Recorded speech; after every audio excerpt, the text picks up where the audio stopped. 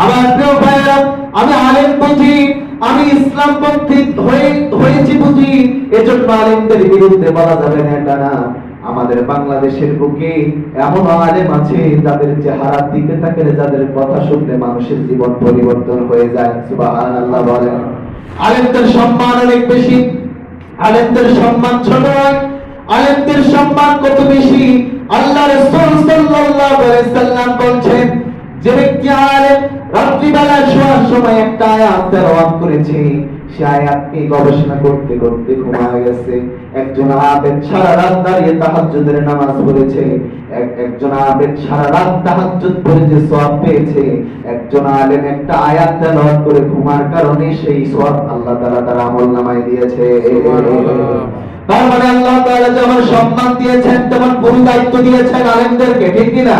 আউয়ালু মা ইউহাসাবু, কিয়ামতের ময়দানে বলেছেন আল উলামা ওয়ারাসাতুল আম্বিয়া, কিয়ামতের ময়দানে আল্লাহ রাসূল সাল্লাল্লাহু আলাইহি সাল্লামের উত্তরসূরি যারা হবে, দুনিয়ার বুকে যারা ছিল তারা ছিল আলেম। আলেমরা যেমন দুনিয়ার বুকে উত্তরসূরি, কিয়ামতের ময়দানে আলেমদেরকে আল্লাহ রাসূলের উত্তরসূরি বানানো হবে। সুবহানাল্লাহ।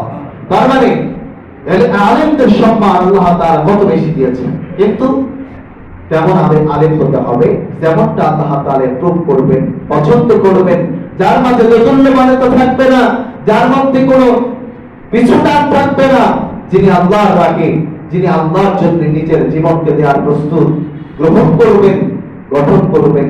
আল্লাহ তাআলা ওই আলেমের কথা, ওই আলেমের সম্মান বৃদ্ধি করেছেন। সুবহানাল্লাহ। আমাদের বাংলাদেশের বুকে কত আলেম জেল খেটেছে, মার খেয়েছে, জুলুমের নির্যাতন হয়েছে, কিন্তু তাদের জনপ্রিয়তা কমানো যায়নি, ঠিক কিনা? জনপ্রিয়তা আরো তুঙ্গে উঠেছে। এজন্য আল্লাহ তাআলা আলেমদের সম্মান বৃদ্ধি করেছেন।